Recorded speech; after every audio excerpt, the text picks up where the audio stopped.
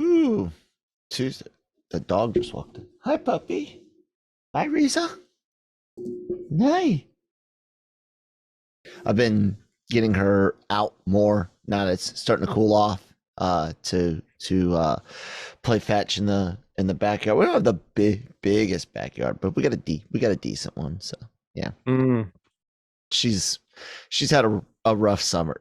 It was a rough summer for all of us, man. Jeez. Anyways, I don't want to talk about the negative, man. I want to talk about positive stuff, but we have to start the show in order for that to happen. So cue it. There's the music. Hey guys, welcome to the Daily Cup of Genre.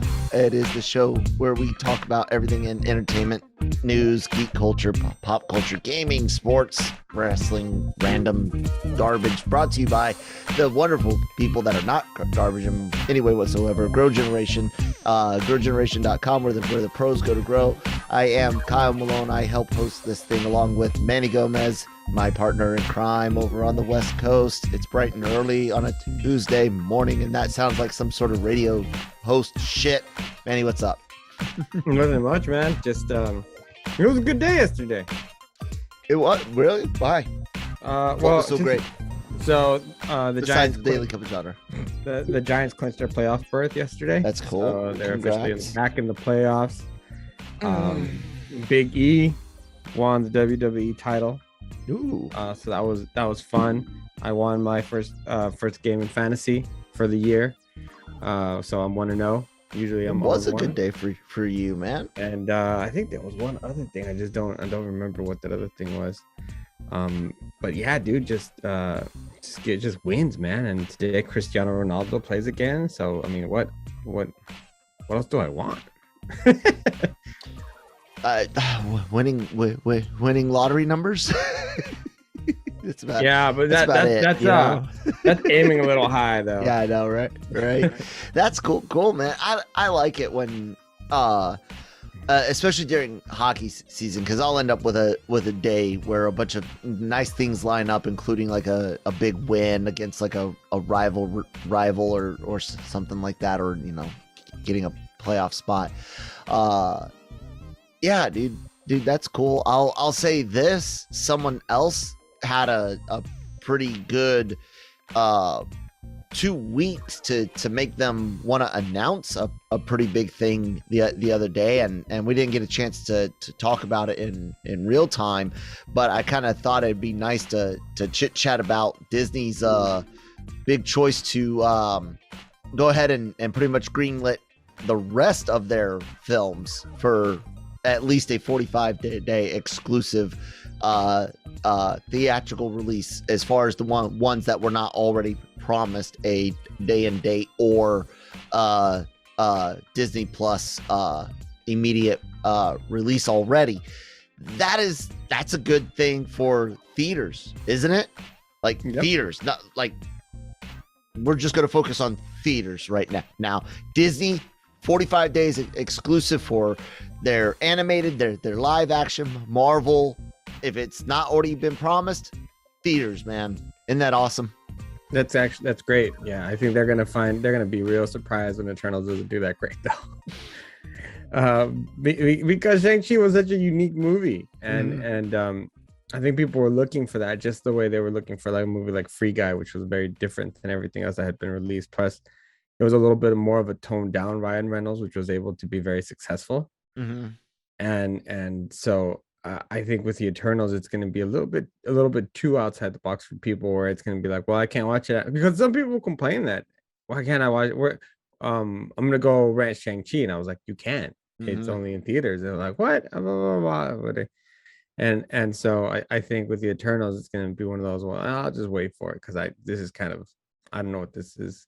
Yeah. So, I mean, at least Shang-Chi had that martial arts element and a very fantastical kind of thing, and I think Eternals looks a little too sci-fi for a good chunk. Hopefully I'm wrong.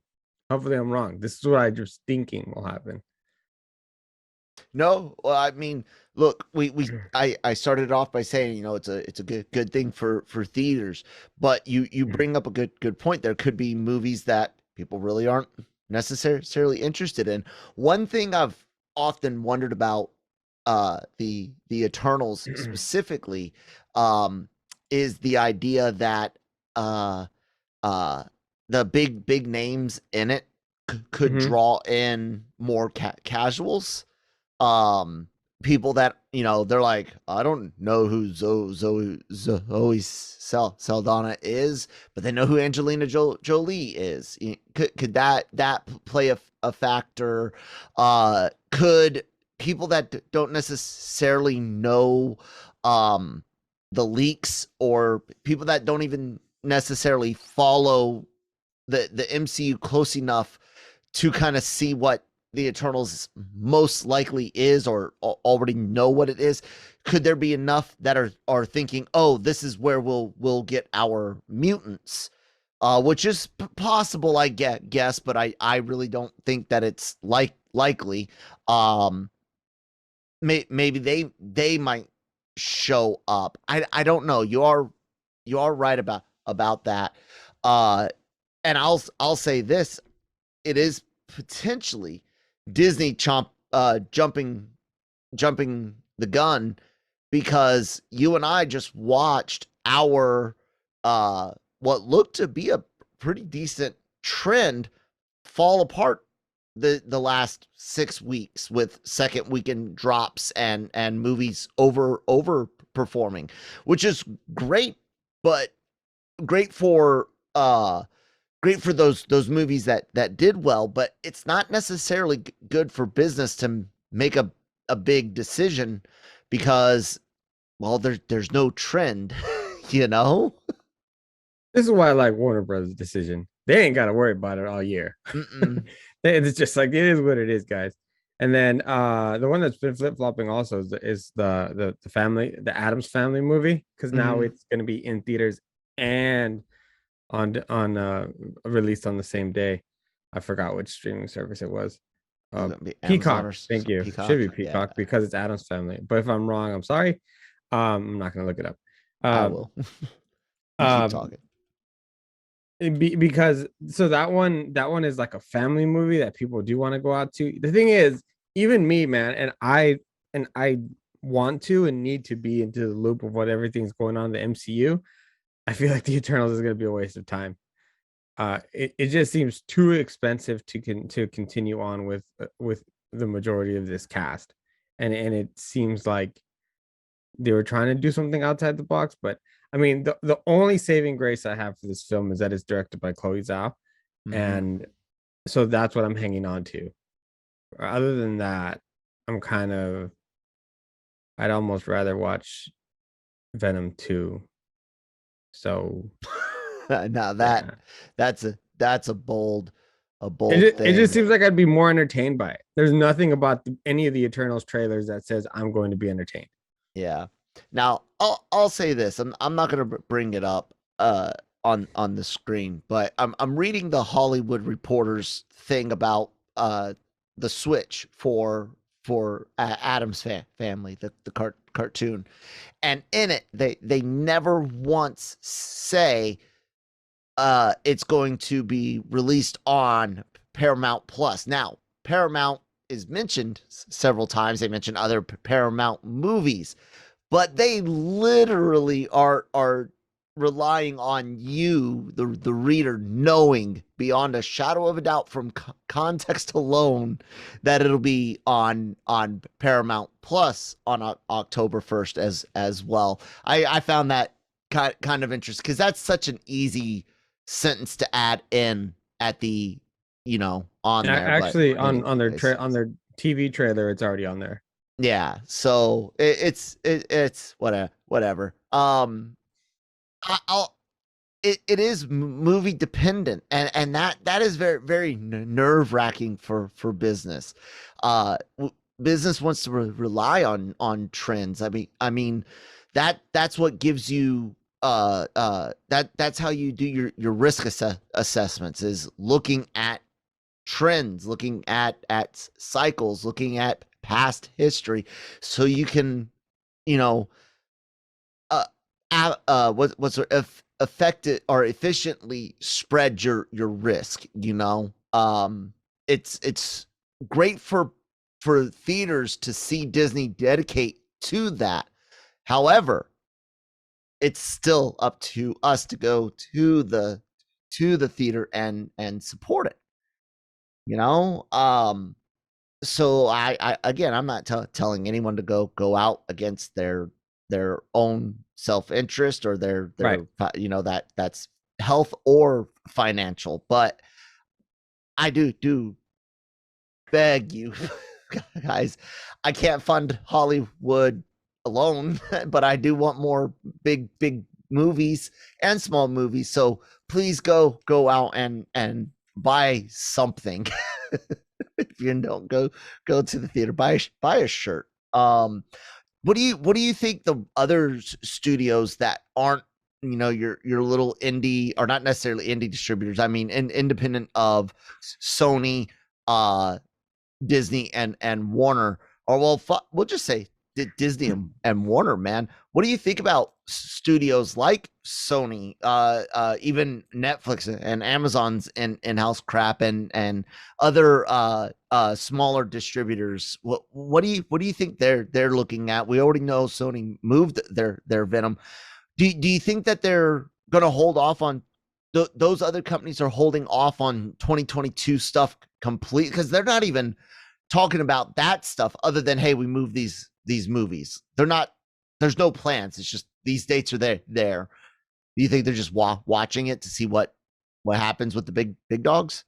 I think they're just a lot more worried about whatever they have left on their slate this year, because it's so wonky. And they have the potential dates for next year. I know a lot of movies already have those dates, so there's no point in worrying about it now, because the world changes so quickly right now. And the worst part is that I don't think it's gonna change anytime soon, man. It's just it's gonna go around and around like this for a while, and I'm not gonna get into my personal thoughts about it, because that's this is not what we're here for. And yeah, I can't say more about it. Well, I'll try to steer it a little bit from the political into again on the kind of like business side of it. The studio I always rag on the most is Sony, and they're one of the most disadvantaged studios there are, while also having a huge advantage via their parent company. Sony makes the parent company Sony, not just the film part. Their biggest moneymaker is electronics, right? And specifically in gaming, games and the PlayStation first party stuff and console stuff itself. So that means that even when the movie studio's not doing amazing, Big Papa Sony they're like, okay. Did you make a profit? Yeah, we made $5. Whatever. Okay. Keep going. But in-house, the studio has a budget. They have their own books. They have to care.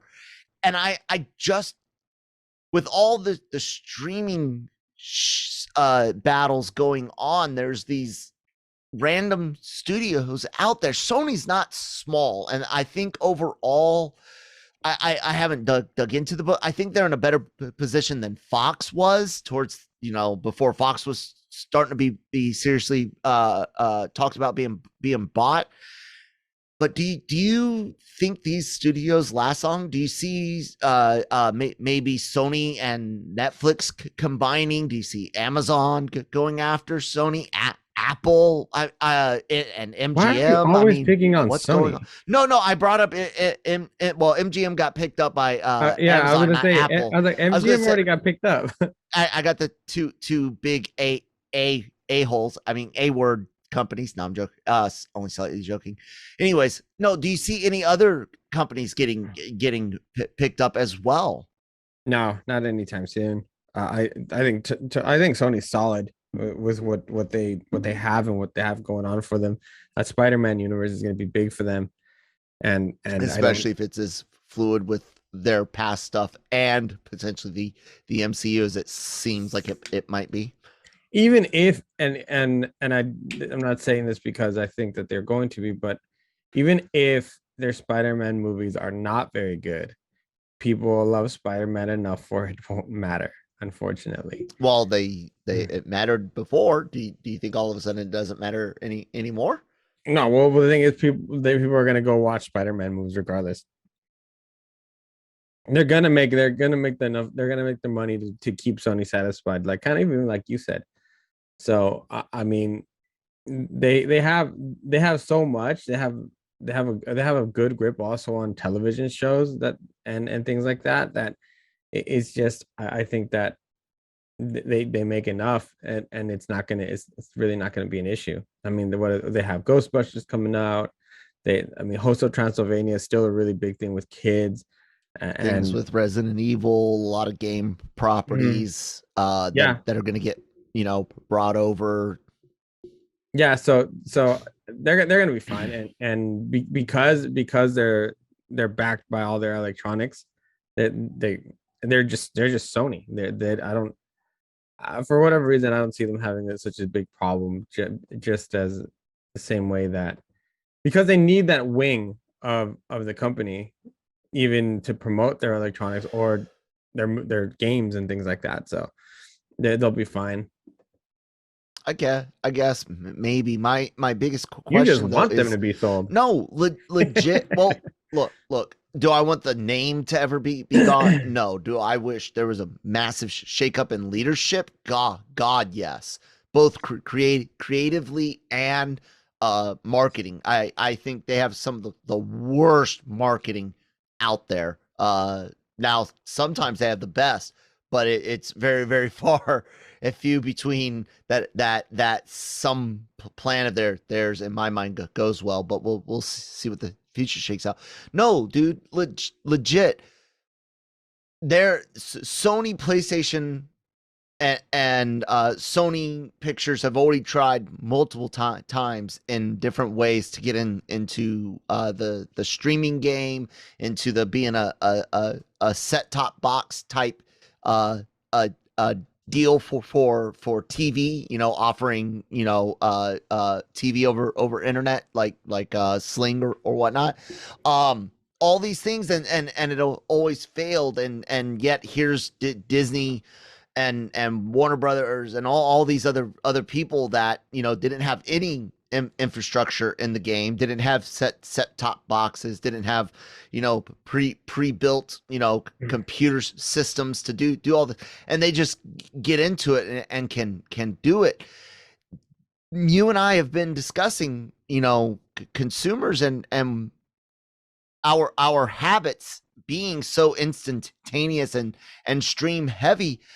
Does Sony survive without a streaming service, or do they team up with Netflix or something like I said? I don't know, They man. already sell a lot of their stuff to Netflix. All the They have Resident Evil they have stuff many goes to. contracts, but I'm talking like a Yeah. permanent deal, like a company deal. No, I don't no, I know. don't. Netflix doesn't have that kind of money. They've already invested way too much money in their features. Well, that's what I'm saying. Could Sony go after Netflix, dude? Oh no, I'd never see that happening. I And will. I'd I never. would. Yeah, no. I'd try. I'd try if I were Sony. Not necessarily go after as like an outright buy, but I would be doing something like let's get together. Yeah. I mean, I I don't know, but and I only bring it up because they're about to start their own version of Game Pass, so to speak, through enhanced, I think, PlayStation Plus or PlayStation Now, where you're going to get more games and more things for download and instead of just stream. Uh, I I don't know. We'll see what happens. It's dangerous though, man. It is this instant gratification that, like you said, friends were like, oh well, where's Shang-Chi where I can get it on digital, and you're like, nope, not for 45 days, and they're like, oh, I'll wait. Like, really? Not good. Well, why is that dangerous? But because then how are we supposed to get another Shang-Chi? Did they buy a t-shirt, lunchbox, video game, comics, something to give money other than their subscription to Disney Plus? Well, Shang-Chi did well enough where we're not running other movies in theaters even with the 45-day window. No, I'm saying the fact that you actually know someone in your immediate circle that has that mentality of I'll just wait. That's a dangerous thing if it's too common. And we can sit there and say Shang-Chi did good enough to encourage these other movies. Shang-Chi is still making a hell of a lot less money than anyone would ever want it to. And if it had made this much money in without the pandemic, it would be considered an utter failure. So we can be happy for the raw number in context, but the fact is, dude, there were over 4,000 screens showing it. There were a lot of people that chose to wait. That's dangerous for theaters. But it's still unprecedented times. There's a lot of people who won't go to the theaters. I agree. There's a lot of people who barely will go to their grocery store still. And exactly. And I didn't pry into your friend's specifics, but dude, you and I already know people that are not scared. They just they're like, I can they expect it. Either they expect it or they just don't care. And that's dangerous because if you'll eventually run out of money to produce things. Just saying, go buy lunch boxes, guys. I don't know if they do merchandise lunch boxes anymore, but whatever. Anyways, we're going to take a word from our sponsors over here at Grow Generation. Guys, take it away. Grow Generation, where the pros go to grow. For all of your cultivation needs, Grow Generation has the right products, service and staff to make your grow successful. Go to www.growgeneration.com, where the pros go to grow. You okay? Why? What's up? I don't know. You seem a little flustered. Dude, I'm not gonna lie. It is upsetting because, you know. By the way, thank you, Grow Generation, for sponsoring us. Please do check them out at growgeneration.com, like the ads said.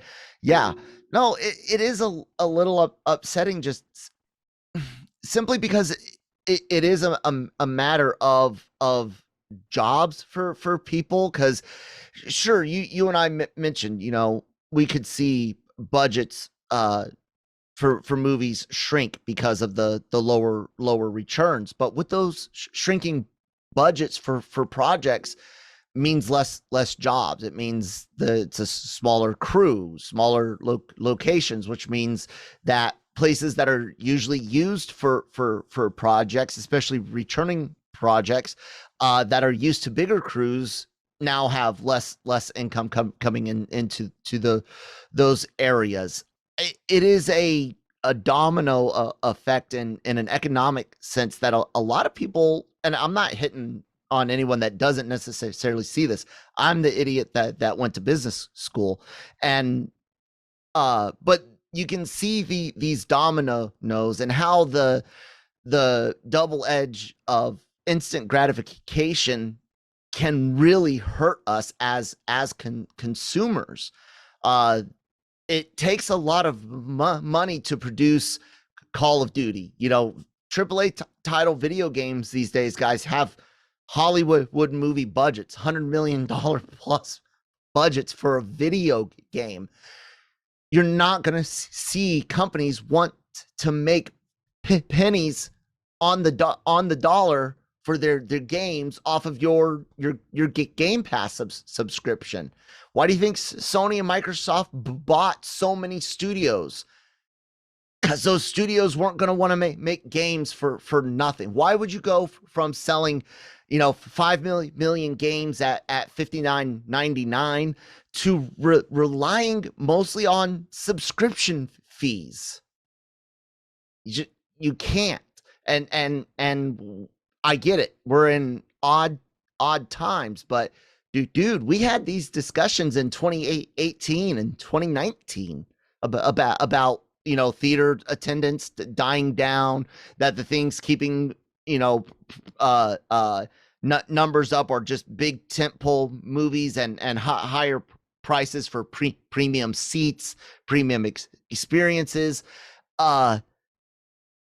We were talking about it before the pandemic. The pandemic's exacerbated it, man. You can't tell me that there's not a little bit of you that fears people are just expecting more for less, if not nothing, these days.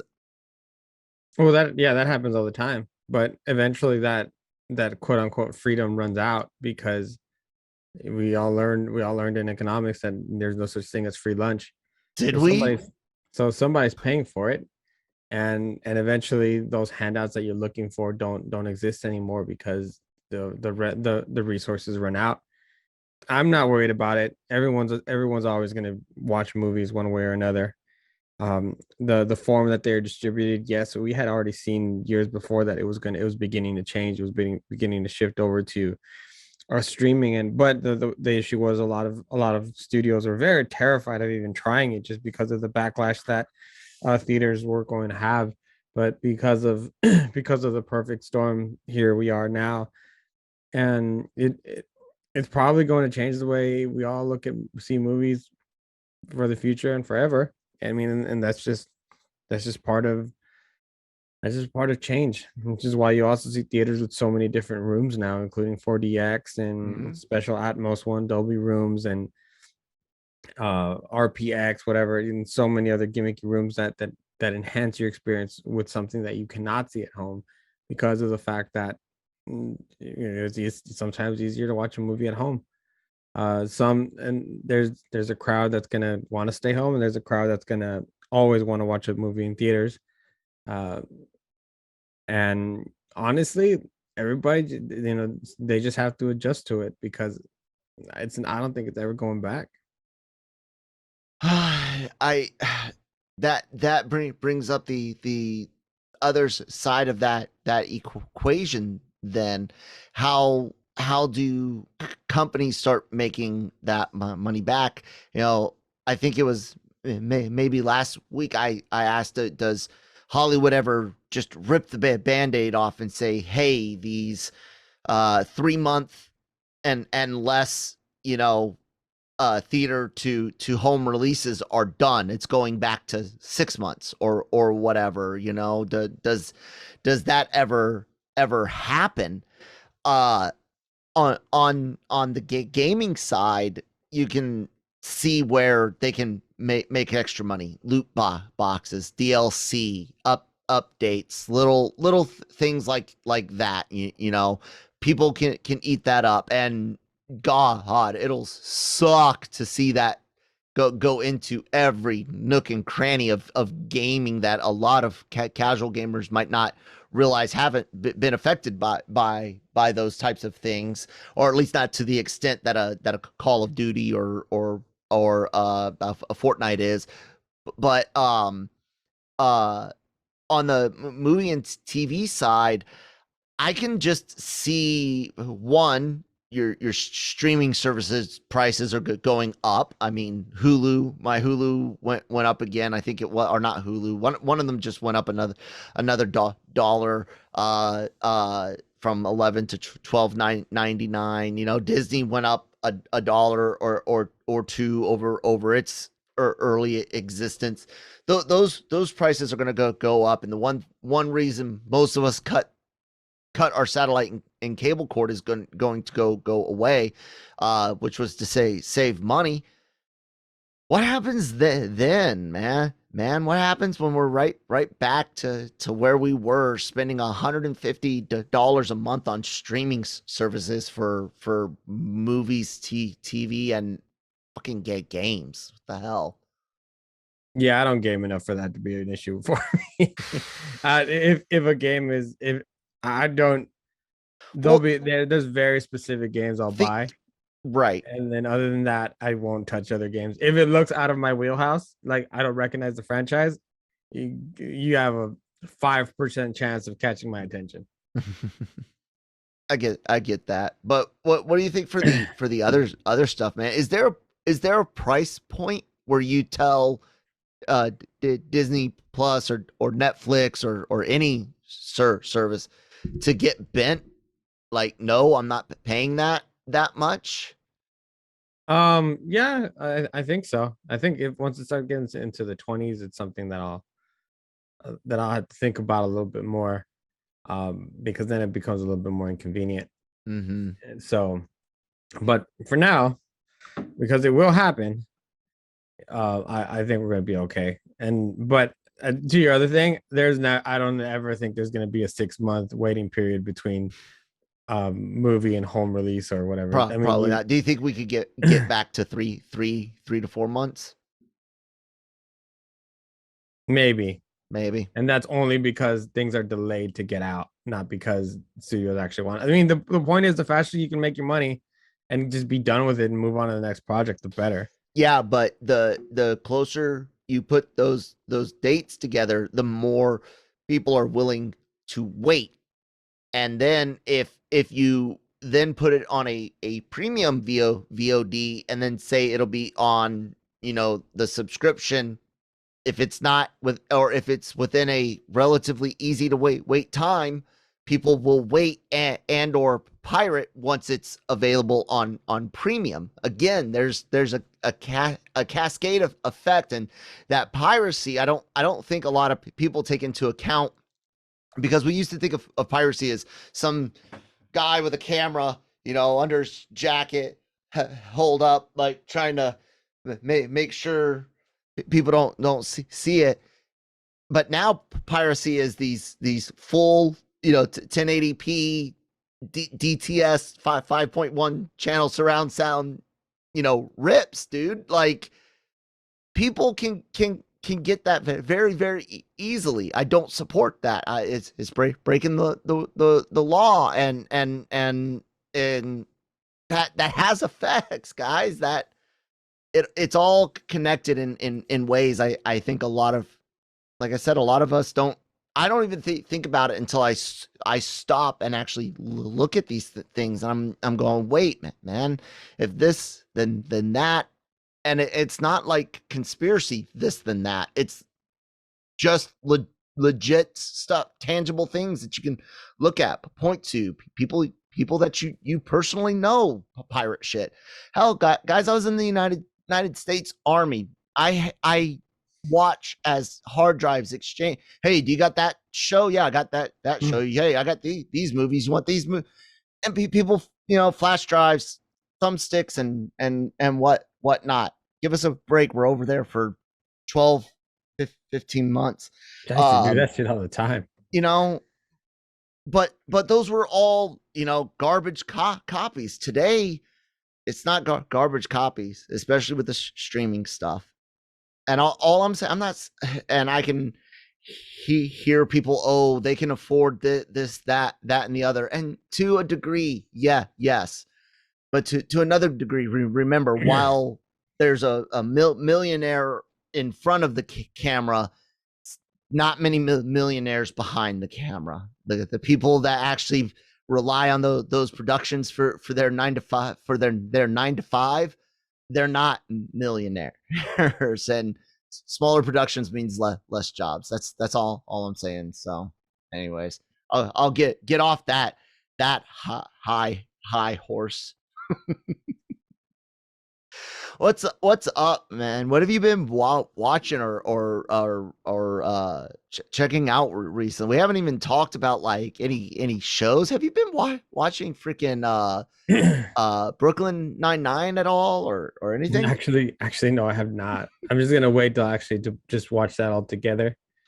It's well, I have a first world problem where I have to watch things, and I use the word have to because it's for interviews, and it is what it is. It's just part of what I do.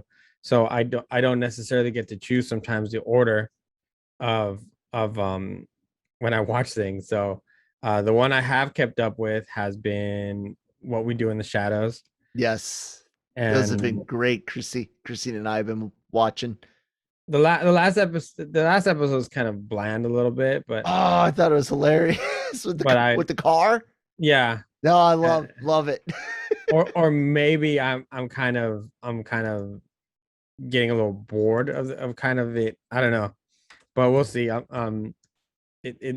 just love how it makes me laugh out loud. Mm-hmm. And so there's that one. I've also watched the season 2 of the morning show, which I had to prep for interviews, which was really really good. I can't necessarily talk about it yet. And then also I started watching Evil on Paramount Plus. That's good. That's pretty good. It's with Mike Coulter, and it handles about the reality of or non-reality of a demon possession, and it has some really screwed up moments. I'm enjoying it quite a bit. Other than that, also because I'm helping out with interviews this week for Lego Masters. I've actually almost completely caught up on that second season, which the season finale actually drops tonight, and then we will have interviews with the finalists in the next few days. That is cool, man. I've been doing the 30 days, the 2 months of Halloween here at the Malone house. I'm actually, you guys can see my Ghostbusters display here.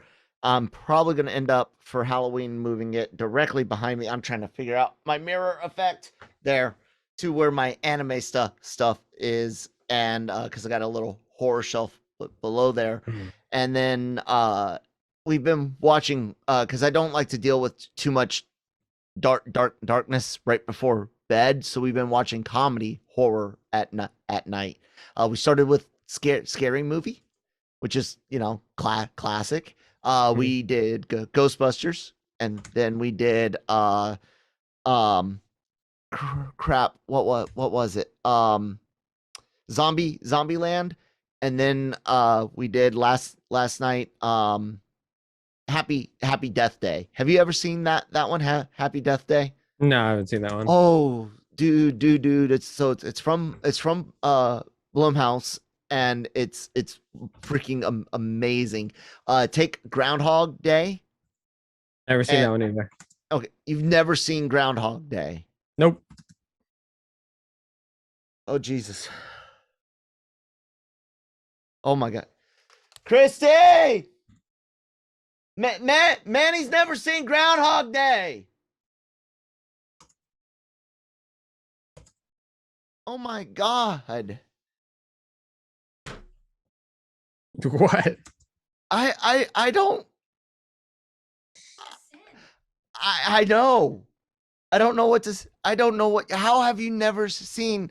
How have you never seen Groundhog Day? It's never caught my attention. Don't even know what it's about. Oh my God! No, please, Manny, please tell me you're fucking with me. Why would I be? Yeah, no, I have never seen it. Oh my God! Groundhog Day is dude. It's the movie that caused. It's like the reason that there's no Ghostbusters 3 with Harold Ramis. Like that's where it all fell apart between Harold and Murray. Bill Murray. Thank you, my own self. No one said it. That and not only that, dude, it's a comedic work of genius. It is a brilliantly pieced together nightmare of a production. And dude, I'm not gonna lie, that's a lot to take in.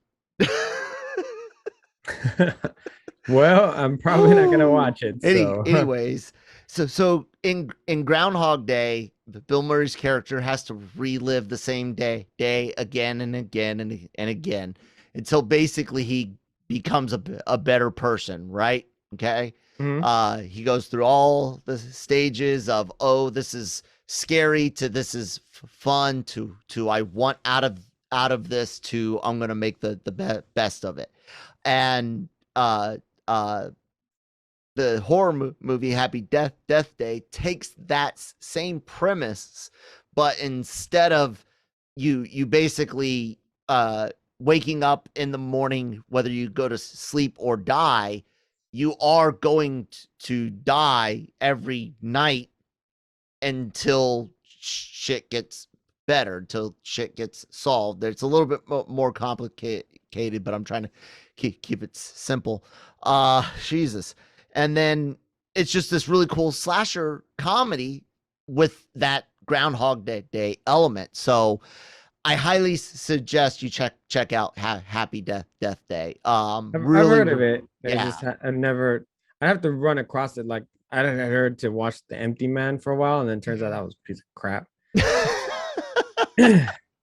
So, oh God, but yeah, it's a good one. The sequel, Happy Death Day to You, is good, but the first act, the first like the 30 minutes is odd. You gotta cope with it, because I promise the rest of it is so worth it. But you can't skip 20 30 minutes because unfortunately there's important plot there.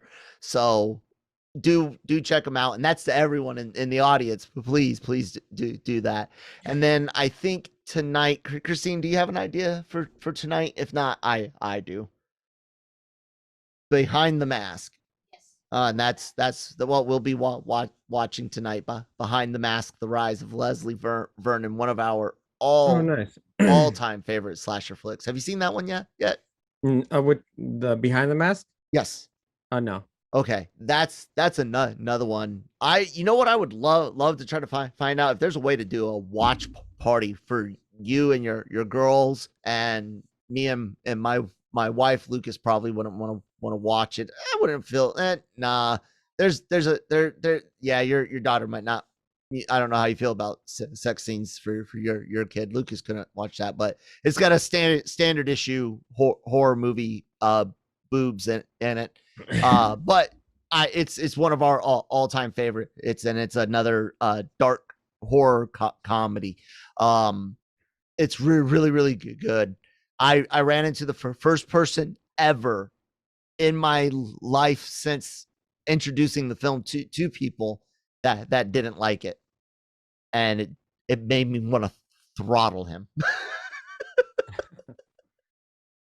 Oh my goodness. You know which movie was good? And I was what's that? I was surprised because it got so much hate for a while. I still don't even remember why.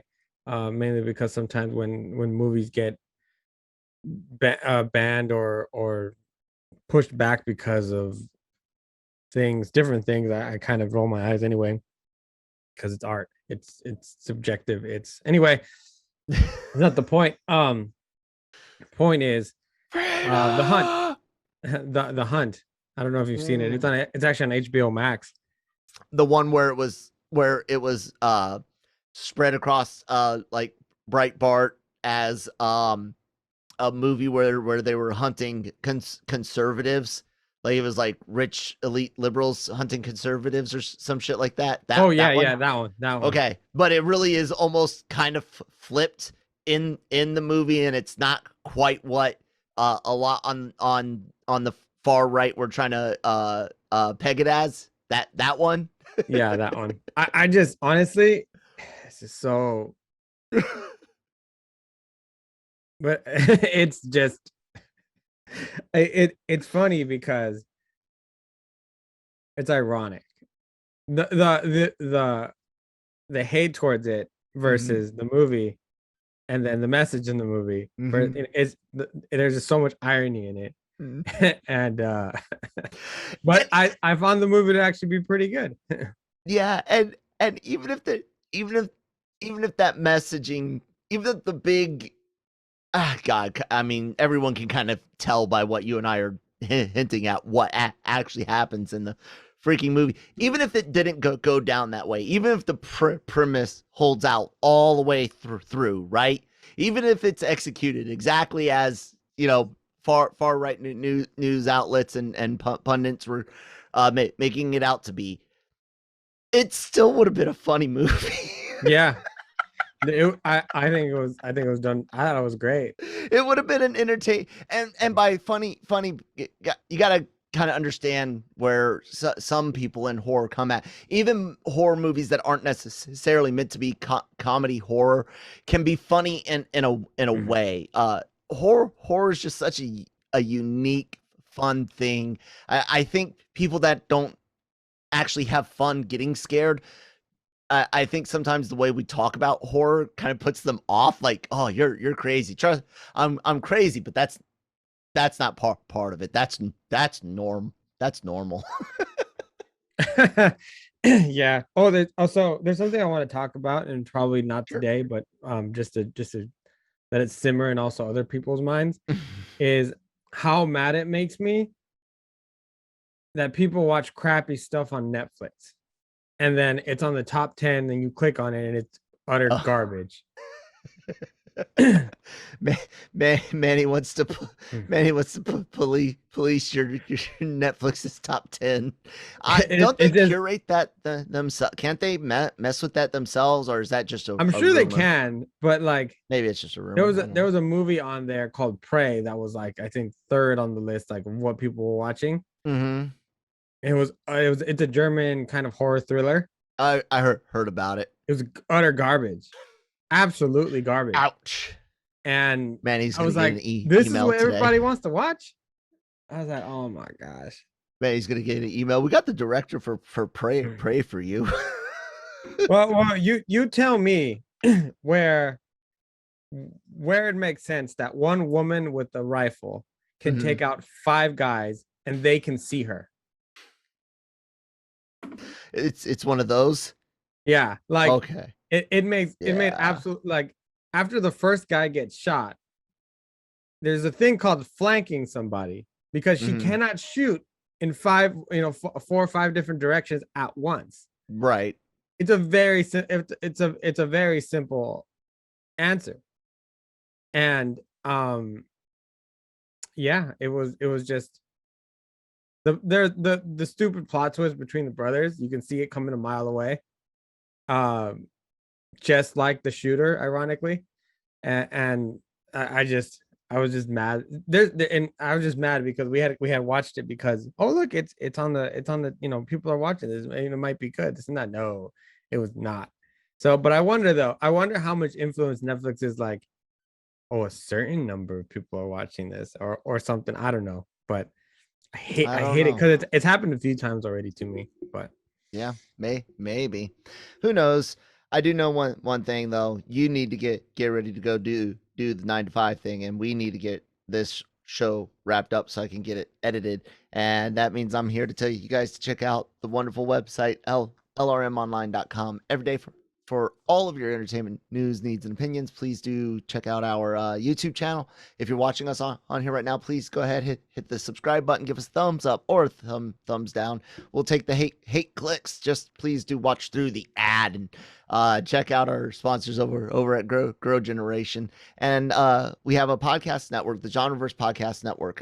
It's LRM's source for all sorts of shows on Star Wars and Marvel and anime, Breaking Geek Radio, the podcast, and of course here the Daily COG every Monday through Friday, usually live on Thursdays. And yeah, Manny does a lot of interviews which are available on that YouTube channel. Manny, any cool ones coming up that you haven't mentioned already? So I want to wish Gig a late happy birthday. Oh, happy birthday yesterday. Gig. I was hungover yesterday. If anybody noticed? Yeah, Christine was the one with the sunglasses. Christine did have the. I was upset. I was like, "Fuck! I should have worn sunglasses too." Anyway, I'm also calling him out because he did a virtual red carpet with for 4 cousins and a Christmas. I mean, seriously, like they set up a laptop for him on the red carpet, and stars would come by and sit down and talk to him for a few minutes, which tells you, how good he is, because they were willing to do that in order for him to get the coverage for the site, which we really appreciate. Yeah. So you can check that out. All those interviews are up now. Nancy has one for with Max. I forget how to pronounce his name. I'm gonna screw this up. Caicedo, I think is how you pronounce it, for his directorial debut for A La Calle. So that's up as well. And then there's a Gerard Butler interview. Everybody loves a Gerard Butler interview. Yeah, everyone loves a Gerard Butler interview. Yeah. So, and then also just right now, I uploaded my interview with Angela Santomero and Tracy Page Johnson, who are the co-creators of Blue's Clues. And actually, Tracy's also the voice of Blue for so many years. So we kind of geek out for a little bit about Blue's Clues, because I it wasn't necessarily my show, but I have two younger brothers who it was their show, right.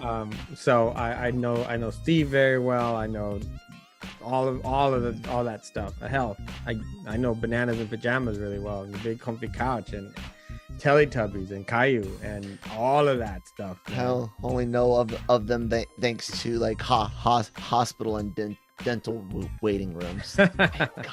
But yeah, as you can see by what Kyle has put up, great variety right here, man. We have everything. Heck, we have erotic thrillers now, thanks to Amazon with The Voyeur. And Nancy has an interview with Ty Sheridan for the card counters. I mean, I'm just listing things because they're so different that there's gonna be something there for you. Yeah, we got it for you. I mean, we're working really hard for you guys. Trying, guys. There's the podcast network. There's the website. I'll bring back Manny and I. That'll do it for us today. So social media information down below. Manny's taking tomorrow off, as long as she is not dealing. Well, off from this show. I know. As long as she's not dealing with any residual issues, she being my wife Christine will be here tomorrow. So yeah, guys, thanks for checking us out. We'll talk to you later. Bye.